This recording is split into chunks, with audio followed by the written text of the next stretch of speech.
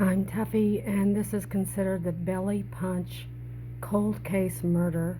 This is a very small excerpt of a long, detailed cold case murder that's in the middle of hopefully being solved. A cold case is a missing persons or murder that has not been solved. It can be 1 year old or 10 years old or 20 years old. It usually becomes a cold case when detectives, law enforcement have come to a complete dead end and have nowhere else to go. The victim, what she showed me, that went down the night that she got killed. So she came into her apartment. It was very late. She went to get ready for bed. She was wearing a white t-shirt and white panties. She was 19 years old, 18 years old or 19 years old. And she was fixing to turn the lights out, and the apartment was fairly dim. She walked down the short hallway to her kitchen to get a drink of water.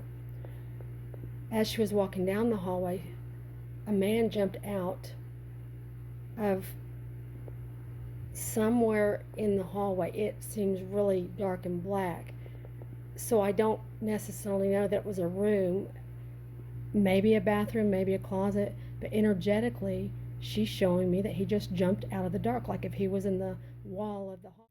She was a high achiever, and she was quite pretty, and she was very athletic. She had done gymnastics or something along those lines in school. So when this guy attacked her, she was not afraid of him whatsoever. She was extremely angry, and she really believed that she'd be able to take him on. He wrestled with her in the hallway and threw her up against the wall. She shows me that he slapped her face, but then he punched her in the stomach, and this is very significant. He punched her in the stomach, and she bent over to grab air because all the air was knocked out of her. The adrenaline rush that she was experiencing was causing her to become more angry and believe she could take him on. She shows me that she was going to try and kick him between the legs and take off running, but he punched her in the stomach. She bent over to get air, and when she did, he pulled her by her hair, and she kind of got knocked up against the wall, and he actually didn't mean to hit her head so hard, but he did, and it temporarily knocked her out. He raped her, and then he strangled her, and I keep feeling like he didn't actually mean to kill her. He got carried away, but when he strangled her, it was extremely quick. He grabbed her around her throat and pressed on her the Adam's apple part, and she died very quickly. While she was blacked out, she actually came to right after she died, meaning her spirit popped out of her body within seconds. Well, within seconds, he grabbed his pants and took off running outside the apartment and ran downstairs.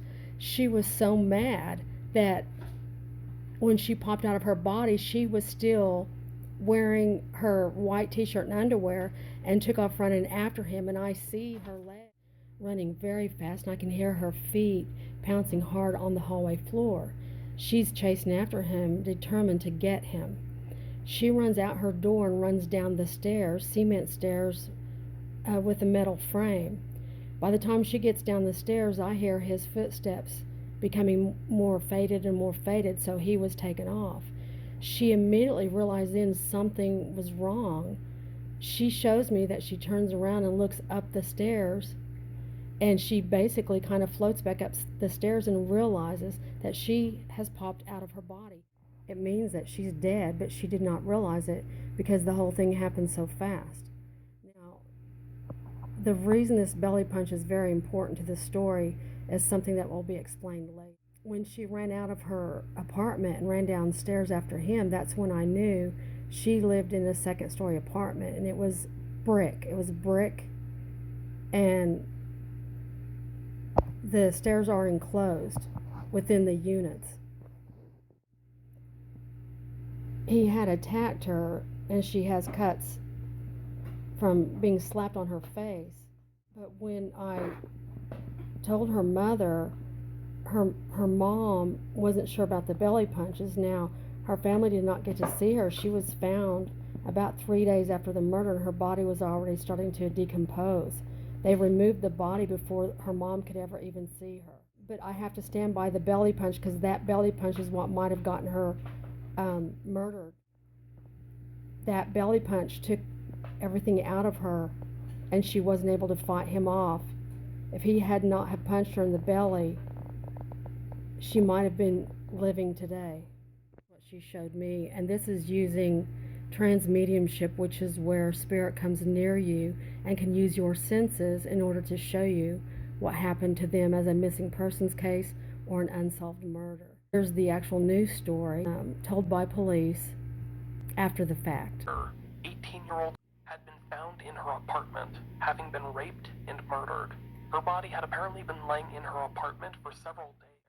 Brittany's body had already been taken away from the scene by the medical examiner, and she would, unfortunately, never get the chance to see her daughter again. She lived in a second-story apartment. Now, I had talked to her mother later after I had been shown, the actual murder. And her mom did confirm that at first she thought, or maybe some people thought, that Brittany had just let them in, but then it was confirmed later that Brittany did struggle. And the good thing about that actually was that her mother said that Brittany had an issue where she had anxiety attacks, and when someone would upset her, she would go into this mode of being a little girl again and calling her mom and saying, "Mommy, mommy, mommy." Well, when I saw this murder scene, I never heard anything about mommy, mommy, mommy. I could feel that she was extremely angry, and she was powerful and really felt she was going to be able to take this guy. And in part 2 and part 3, I will go into what the killer looks like, what he looked like back then when she was murdered, and what he looks like today, and where he's located and where they can find him to grab some DNA. Police found her body lying on the floor next to her bed. There appeared to have been an altercation before her death. Investigators believe that Brittany had fought back against her attacker, due to some details that have yet to be released to the public. That police found proof of Brittany having been pushed up against a wall across the room from where her body was eventually found, implying that a physical struggle had undoubtedly taken place. It appeared that, prior to her death, Brittany had been raped.